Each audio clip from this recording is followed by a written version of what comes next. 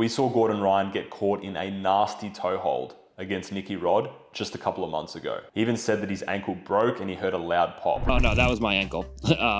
I kind of wasn't respecting his mechanics because he doesn't really do leg locks that much. I was trying to figure out how I could transition from an Achilles grip to an actual heel hook without losing the leg because it was so slippery. And while I was doing that, he like put on a toe hold. I was like, oh, it'll be fine. And then like he just ripped it as hard as he could and my leg broke. And I was like, oh, well, I guess that's broke. May as well just let it.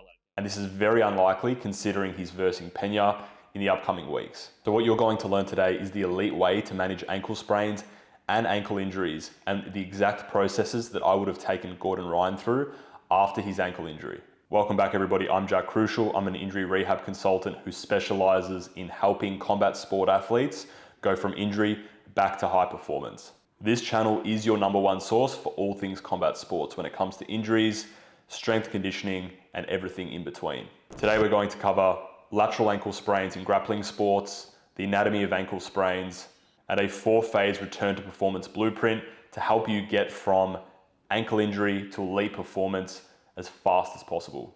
So let's get stuck in. If you enjoy learning about how elite athletes return to performance so much faster than the average person, then I suggest subscribing to this channel as this is a topic that I'm obsessed about. Now, before we cover the anatomy of an ankle sprain, let's cover the 2 most common situations in which this injury occurs within a grappling and jiu-jitsu context. The first is stand-up wrestling exchanges, and this makes sense. Single leg takedowns, double leg takedowns, all of these positions, we are in scrambles, we're on our feet and we're going from feet to floor. The second is obvious and it is leg lock positions. To ensure most of this video covers the 4 phases of returning to performance, I'm going to keep the anatomy and classifications very, very brief. An ankle sprain is a musculoskeletal injury that involves the stretch or either partial or complete tears of the ligament of the ankle. These occur when the ankle moves outside of its normal range of motion, which within a toe hold context is where we are purposely applying force to exceed the ankle's range of motion.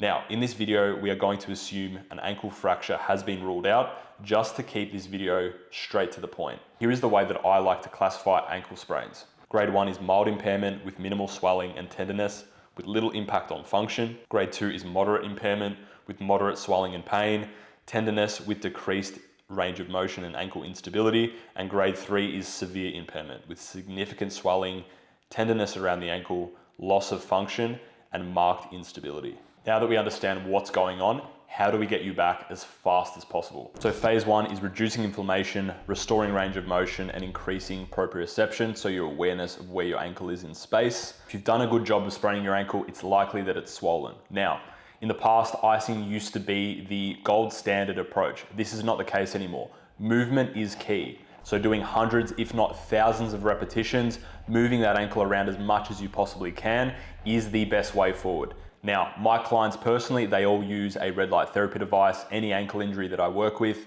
in these acute stages, 20 minutes twice a day in the first week, then every other day for the next 2 to 3 weeks after that. It actually helps a pro-inflammatory response. So we do want to encourage inflammation in the early stages of the injury. It helps things heal faster. It also has a pain numbing effect when we apply the red light therapy device as well. So all in all, a really, really good device. You can use it for any acute injury, and that is what I would suggest. It's likely that loading your ankle in a standing position is probably going to be sore. So what we're going to do is use a non-weight bearing position, sitting, laying down. All we want to do is simply lift our ankle up and down in circles, moving it and getting all of that movement back. You'll be shocked to see how quickly you can actually restore range of motion. Instead of doing 3 by 20, 30 reps, which is what most traditional rehab clinics will prescribe, I'm talking thousands of repetitions. That's 66 times more movement in the early stages, and it's no coincidence that you're going to get back and you're going to restore your range of motion so much faster. Phase 2 is weight-bearing range of motion and balance. Balance is also one of the first things you lose. Standing single leg balance, eyes open, eyes closed, arabesques, all of these different exercises will help develop your balance back in that ankle. At this stage, you can start doing knee to wall drills, seated calf raises for high reps. Once again, we're just getting the calf moving, we're getting the blood flowing through that ankle area and allowing us to accelerate healing. Now, seeing as we're discussing injuries, why not prevent these injuries happening altogether? I've created over 27 weeks, so that's over 6 months of free injury reduction circuits that you can access today. all you need to do is check out the link in the description and access them from there. Now in my book, phases 1 and 2 are very, very basic. Most clinics will give you 60 to 70% of the effects of what we just went through, but phase 3 and 4 is where the elites start to break away from the pack in terms of their management. Assuming that you have restored full range of motion, it's pain-free, now it's time to start loading up that ankle. The best way to do this and continue to get mobility gains is through calf raise metrics. So standing calf raises, seated calf raises, use these. They're very, very easy to integrate. You can add load to them. When you're starting off, start at higher reps, roughly 20 reps. You can do this on a daily basis, 2 to 3 sets, 20 reps. As we get stronger, we're going to dial these reps down, and then we're not going to be doing them every day. We'll be doing it 3 to 4 times a week max, especially if we're doing high intensity strength work. If you're doing this, you need rest periods in between sessions. Grappling is also unique as we do need to be able to get into knee over toe positions when we're knee cutting, passing guard, all of these certain positions. So as a result, working things like a knee over toe split squat and deep squatting mechanics are really, really important. In this phase, I also recommend training every other aspect of the body. So your upper body, the opposite side that isn't injured, train these as hard as you possibly can. This will minimize any detraining or deconditioning whilst you're rehabbing the injury. All of my clients that I work with one-on-one, we are training all of the other areas of our body to make sure that they are staying strong whilst we're working around an injury. And finally, phase 4 is plyometrics and graded return to sport. Now, although jiu-jitsu is primarily a floor-based sport, what we want to do is make sure that we are just as capable when we are in standing exchanges and wrestling exchanges. Because of that, all of my athletes jump, hop, and work on plyometrics to improve their tendon health as well as tendon resiliency. You can start from very low level band-assisted pogos all the way through to single leg hop and sticks. There are so many plyometric variations.